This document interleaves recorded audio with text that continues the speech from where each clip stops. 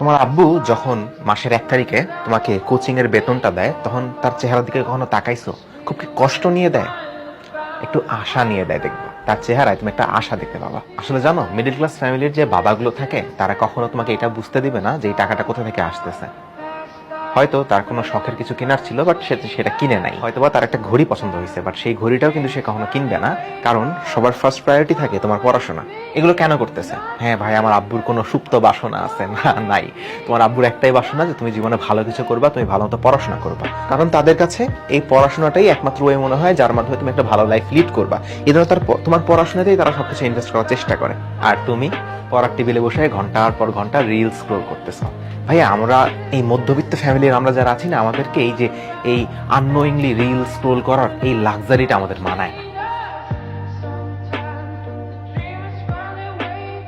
যেদিন তোমার পড়াশোনা দেখে তোমার বাবা মা বলবে যে তোর এখন আর পড়তে হবে না, তুই একটু ঘুমা, তখন তোমার বুঝতে হবে যে না, আমি আসলেই পড়াশোনা করতেছি, আমার পড়াশোনা দেখে বাবা মা চিন্তা করতেছে। যখন দেখবা যে তোমার পড়াশোনা দেখে, তোমার অবস্থা দেখে তোমার বাবা মা চিন্তা করতেছে, তখন তুমি তোমার লাইফে পড়াশোনার ক্ষেত্রে সাকসেস। তখন তুমি বুঝতে পারবা যে না, আমি ভালো ভালো জায়গায়, আমি ভালো রেজাল্ট করার জন্য আমি এখন উপযুক্ত। তাহলে এই লেভেলের পড়াশোনা করতে হবে, বুঝতে পারছো? এবং অভিনয় না করে জাস্ট নিজেকে নিজে না ঠকিয়ে তোমার পড়াশোনা করতে হবে। তোমার সফলতার ভাগিদার সবাই, কিন্তু তোমার ব্যর্থতার ভাগিদার শুধু তুমি। সবচেয়ে মজার জিনিস তুমি লক্ষ্য করবে, যেই বাপ মা তোমার সবচেয়ে আপন, এই বাপ মা পর্যন্ত একদিন তুমি রেজাল্ট খারাপ করো, একদিন খালি একটা পরীক্ষা খারাপ দাও, এক জায়গায় চান্স পাবো, বলবে আমি তো ওকে অনেক বলছিলাম, ও ছেলেটা ভালো না, তুই তো আমার সন্তান হওয়ার যোগ্য না। এরকম সন্তানের দরকার নেই। তোমার নিজের ওন ব্লাড বাপ মা সবচেয়ে কাছে, হ্যাঁ তোমার লাত মানে ফেলা দিতেছে তো প্ল্যাটফর্মকে। কিন্তু তুমি আজকে সফল হও, তোমার বাড়ির স্যার বলবে এটা আমার স্টুডেন্ট, তোমার ফ্রেন্ড বলবে আমার বন্ধু, তোমার প্ল্যাটফর্ম বলবে এটা আমাগো স্টুডেন্ট, তোমার এনে পোস্ট করবে। কিন্তু তুমি কালকে ব্যর্থ হও, তোমার 2 টাকার দাম কেউ দিবে না। এটাই সমাজের নিয়ম, এটাই দুনিয়ার নিয়ম। তো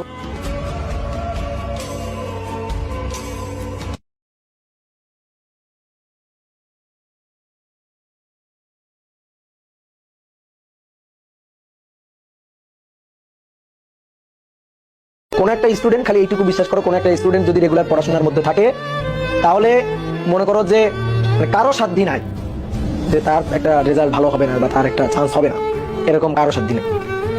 তো তুমি যদি রেগুলার পড়াশোনা করো, রেগুলারিটি মেনটেন করো, ঠিক আছে? অনেক সময় হয় কি, মানে খুবই অপ্রিয় বাস্তব কথা, সত্যি কথা হচ্ছে, ধরো অনেক সময় আমি দেখি অনেক স্টুডেন্ট ধরো চান্স পাওয়ার মতো, চান্স পাওয়ার যোগ্য, আমি অবাক হয়ে চান্স পাই, এরকম আসলে আমি দেখছি, আমি অফলাইনে পড়াই তো, আমি বহুত স্টুডেন্ট এরকম দেখছি।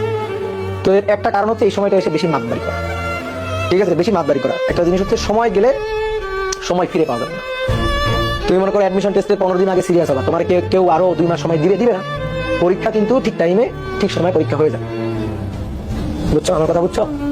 তো সময়টারে ঠিকঠাক ভাবে ইউটিলাইজ করাটা তোমার দায়িত্ব, তোমার কর্তব্য, কারণ তোমার ভালোর জন্য তোমার এই কাজটা করতে হবে। দুটি জিনিস জীবনে প্রয়োজন এগিয়ে যাওয়ার জন্য, বড় হওয়ার জন্য, নিজের লক্ষ্যে পৌঁছানোর জন্য। সেটা হচ্ছে সেলফ মোটিভেশন আর হচ্ছে সেলফ ডিসিপ্লিন বা সেলফ কন্ট্রোল।